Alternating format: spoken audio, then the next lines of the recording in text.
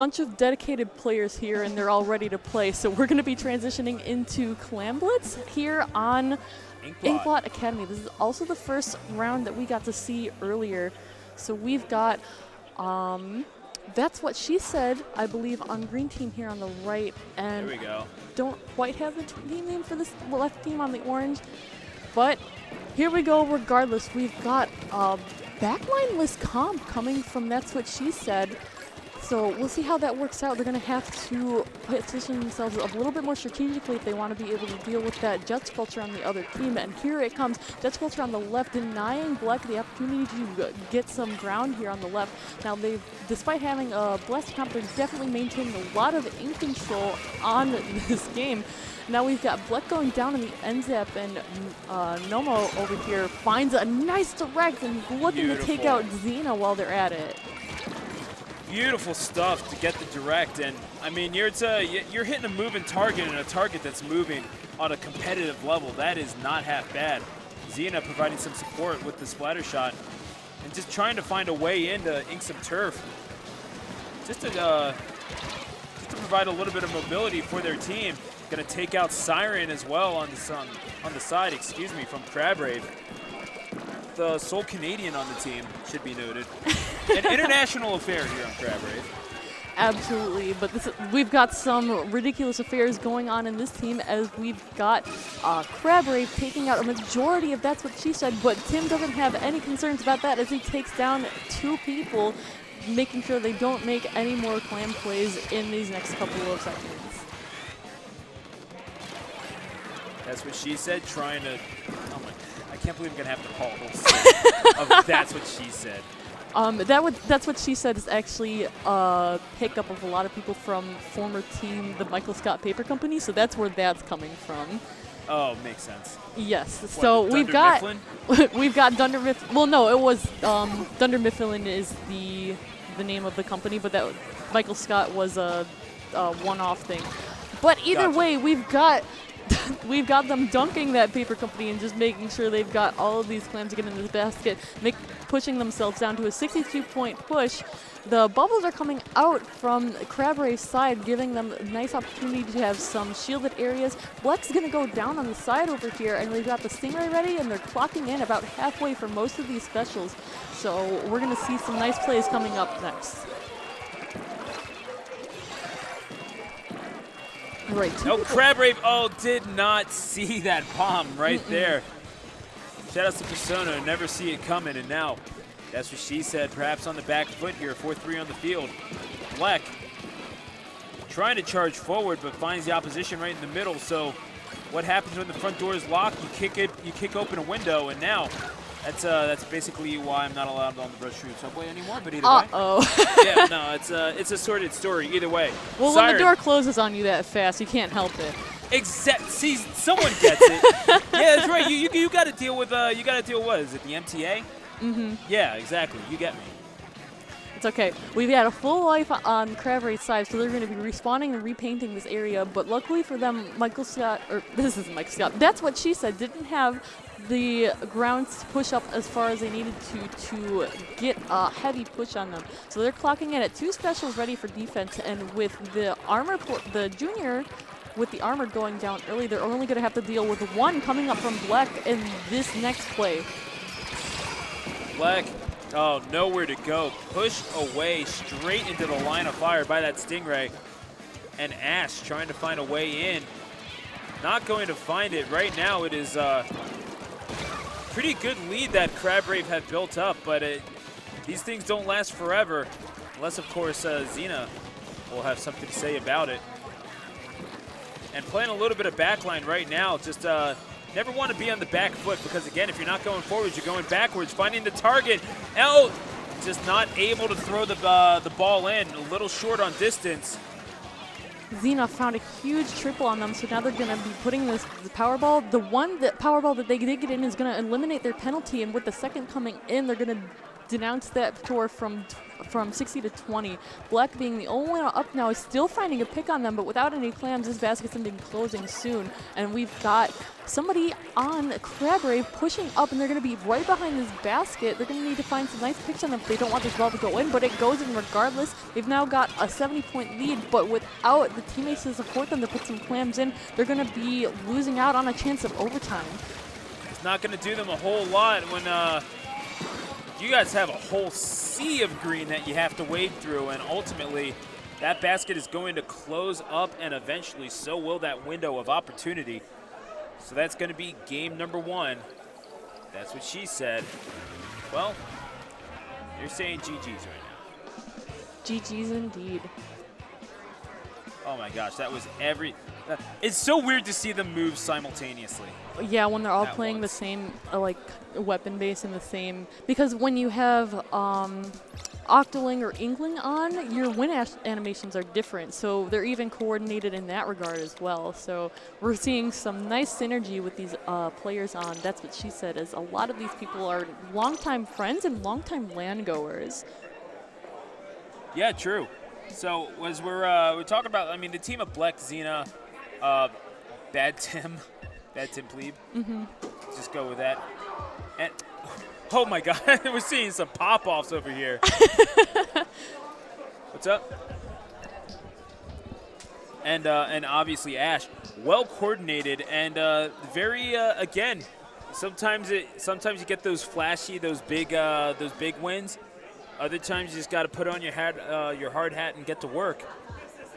And indeed, that is what happened with that game number 1. But going into Splat zones, Camp Triggerfish, again, it's going to be mobility. That's the key here, and I can definitely see them succeeding here. At least Crab Rave. They okay. So we're going to have a trade-off on commentary here.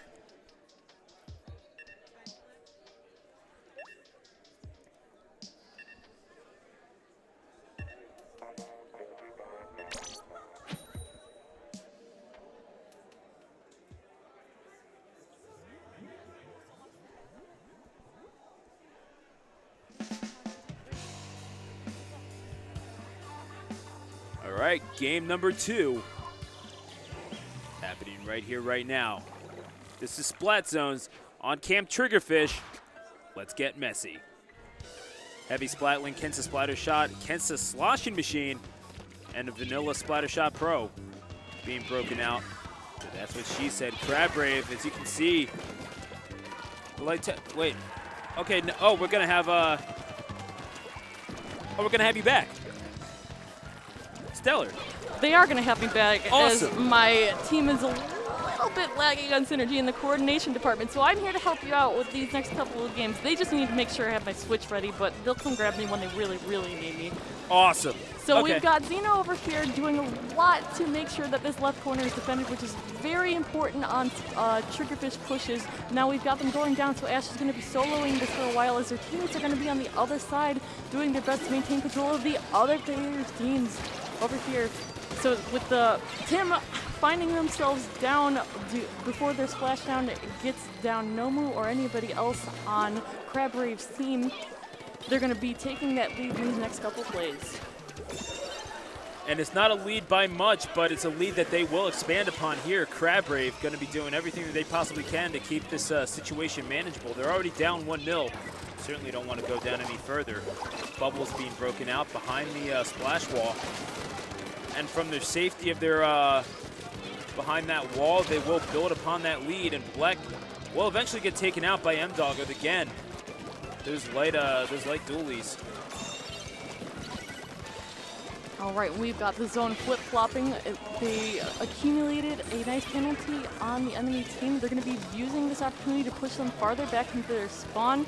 M-Dog from Crab Rave here already has their splashdown ready, but Tim is down in these trenches, giving them trouble that the Kensa Sloshing Machine allows them to do. they've got these really nice plays going on the left. This blaster pick from Nomu is doing wonders to keep this corner defended on them, but the blaster has very little to say when it comes to pushes that include bubbles, as they're going to be taking this zone and pushing far up on them and getting these double 2 picks. Ash wreaking havoc with that vanilla Splattershot Pro again, as you mentioned, a little bit of resurgence here. Splattershot Pro renaissance, you could say. And Stitch gonna try to have a little bit of a renaissance for Crab Rave here. Gonna try to expand on this lead already with a few points on the board, 79 to be exact. All right. Engaging this one-on-one, and indeed will take out Xena. Very adept with that Kensa Splattershot Pro, however, excuse me, Kensa Splattershot, not the Pro, although the Pro does finally take out Xena, advancing just a little bit too far. Sloshing Machine coming up on the side. Keep an eye out here. That Fizzy Bomb could be dangerous for someone approaching. Either way, it's going to clear out the club and gonna start to clear out the penalty, but that's what she said. All right, that's what she said, having a little bit more of a rough start than we saw in the last game on Inkblot, but now they're putting in the plays that they need to make this magic happen. We've got 2 to 3 people almost entirely in their base. The Crab Rave being forced to burn a splashdown to just keep themselves defended and safe and with enough feet on the ground to maneuver as they're pushing out in these next couple of seconds. The sprinkler goes down, but Bleck's there to take it out right away. The Splatlings go down with the Splatling 1v1, but we've got enough people on Crab Rave causing trouble on this side to give them some contention. M-Dog with those clear dabble dualies. Pretty light, you can move around. You can move around relatively well with them, as you can see. M-Dog sticking and moving, looking like he's teabagging on stage in Ultimate. Goodness gracious, man, that's some ridiculous stuff that we're seeing from him. The torpedo has been a pain in the side of That's What She Said this whole match, and has really been one of the things that's been keeping That's What She Said in this whole thing, as the lead has been cut down significantly. Siren going to be cleared off of that point of elevation, as That's What She Said cuts into the penalty. Yeah, that what she said after having a rough start in the beginning of the games gets themselves the lead in the situation, and throughout this whole time has prevented Crab Rave from reducing the penalty that they have even further. So now we're going to be clocking into overtime if Crab Rave is able to grab and maintain these zones. They're going to have to make some plays in the next 30 seconds, but That's What She Said, suffering 2-man loss. But with 2 people on the other team and being moved away by the Splatling, it's looking a little dire for Crab Rave. They're going to have to clear it out with the Stingray, beautifully employed by Siren, and that could have saved them the match. Going to take out Ash as well. Going to get started on Bleck. However, coming in from up high is that Kensa Sloshing Machine. It's a fight to maintain control. Does Crab Rave have what? Does Crab Rave? No. Do they have what it takes? Goodness gracious. Sometimes the hype is too real. I can't help it, Stellar. They've gone 2 down on Crab Rave, but if they don't get that painted in their color in time, the overtime ends. So we're going to see a 2-0 situation with That's What She Said, with a well-played game on Splatzone's Triggerfish. Indeed, and you saw how it was at the end. Eventually, they just knew they had to put as much in the zone as possible. And you saw 3 players on their own side coming in eventually. Righty, so and Stellar, it's a pleasure working with you. It's a pleasure working with you. I've had a really nice run. Going to be moving on to my silver pools, and for you guys, I'm going to be introducing you guys to some commentary by Little Sound DJ. So, well, real quick though, how can they follow you on Twitter? I don't have a Twitter right now, so never mind. All right. Thank you for the nice plug. I appreciate it, but I'm going to be heading out for now, and thank you guys again for all the fun. Folks, you can at least make up for that and follow her in spirit by following me on Twitter at Stu the Announcer. So there you go. Either way, that's how you plug right there. Exactly. No, I am all about the cheap stuff. So either way, man, good to be joined on the mic. Nice to meet you. Absolutely. I'm Ellis DJ, at Little Sound DJ on Twitter, and we're gonna get into, is this game 2? Believe it. No, this is game 3. Game 3. All right. Let's do it. So. Absolutely, it's going to be interesting to see how Crab Rave and And that's what she said. I can't believe I'm saying that. Yeah, Yeah. There's some great names that have been happening. Great, let's go with that. Yeah, sure. Crab Rave is They're a party, man. They're a party, as the name would imply. But either way, it's Rainmaker Black Belly Skate Park, always a fun time. Yep. Never a shortage of highlight reel plays on this map in particular. And it's going to be interesting to see how both of these teams negotiate it. We've been seeing some pretty aggressive stuff already, but now as we see something that that can be opened up as clearly as Black Belly Skate Park, especially as you come to the end of the stage. I don't know. We're going to have to see what happens. But either way, we're seeing, Splatlings coming out, the heavy artillery from both sides. Oh, nice. I love seeing that custom range blaster as well. The clear dapple dualies. Lots of interesting picks here, things you don't normally see. It's very cool to see. There's a lot of synergy here on the side of That's What She Said as well. But early start, just even trades, even map control. Look at each team looking to see what they can get out of it.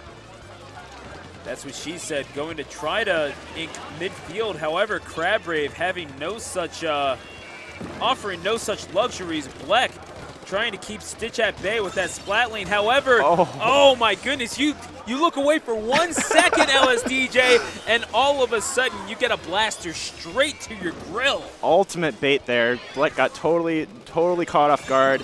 They get this early push here. They only get to 49. I don't think that looks like there's much of a follow-up. There are some jump-ins, but they're looking to clean those up. So they do shut it down at 49. That's not a death push on Rainmaker Blackbelly, so they definitely have a chance to come back here.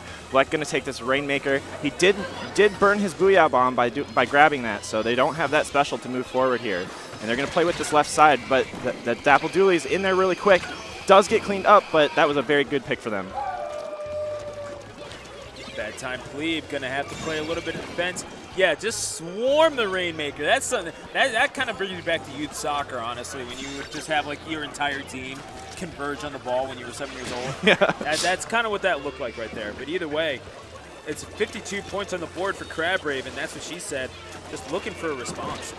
Yeah, it just looks like they can't quite find their opening here. They do get a couple trades here, but they still aren't getting the cleanups they need. Bleck does follow up with Booyah Bomb, but he does have people all around him right now. He's going to try and sneak this Rainmaker away, but yes, that's a good shutdown there. Crab Rave going back on the offensive now. Crab Rave having none of it. A blaster straight to the face of Stitch. Good defensive play from that Rapid Blaster, the Kensa. Yep. Say, yeah. Yep, those torpedoes and the ball are definitely doing work for them right now. They just need to use it to get this knockout. The push just definitely is not safe for them. They get an early pick here from on the side of That's What She Said. They get the cleanups, and now we're just everybody's exploding. What's going on? Just people blowing up. I mean, I've seen Snake play in Ultimate, so I'm used to people just kind of blowing up out of nowhere. But either way, that Stingray, we're going to be seeing a little bit more of that. It seems like Bleck, it looked like, was taken out.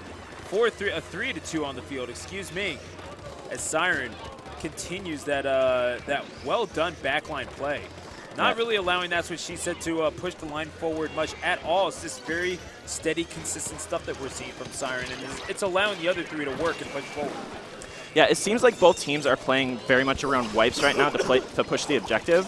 I think both teams are very scared to move the objective right now, and it's really showing because they're kind of getting out of position with it and getting cleaned up really hard. So they're not really able to get the pushes they want. They do have this opening here with a 4v2 situation. Is this going to be a deeper push? This left side push can be shut down really well, especially when a guy like Bad Tim Pleb is in that position. But Nomo just sneaks right past him with the defense from Ash. They get all the way down to 29. It's a pretty good push here. Oh, nice. Stitch straight to the face with the suction bomb. Ash going to try it and increase the options for a potential Rainmaker push here. Already 71 points on the board for Crab Rave. And That's What She Said is going to have to respond. They're going to have to do so by, even just to get to the reset Rainmaker, they have to pile through so much. Yeah, there's so much green right now. The paint is kind of unreal. Even though they don't really have many good painting weapons for contesting paint. They have a lot of fast painting weapons, but nothing that really stops the enemy from getting it. Bad Tim Pleb trying to live from this Rapid Blaster here, but he's just not going to have the the support he needs to kind of push him out. It looks like Crab Rave gonna use this opportunity to get map control. They're looking towards the left side. Xena gonna make a flank there. Do they get the picks? They do trade. Now they're back to a 2v2. Pleb with the baller. Everything's everywhere right now. All right, Pleb 1v2 with the Rainmaker. That was actually a pretty good burn there because he didn't have anybody in position to defend a run. So it definitely forced them to have to pop the Rainmaker and buy his team a little more time to recover. I really do think it's indicative of the effectiveness of the backline play from Siren, just the steady line that they've had just inside of That's What She Said's the zone.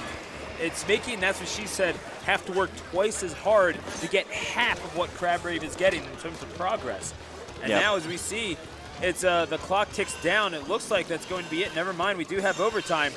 Overtime with 3 down. This could be something big right here. They are going to go into this right side. They got all the people they need. They only need to get another 20 points here. It's going to come down to the 1v1s. Bad time, Pleb! No! Xena does it! He did it! I immediately thought, as soon as the baller went off to the side, that they just missed the opportunity for the explosion, but the path was carved already.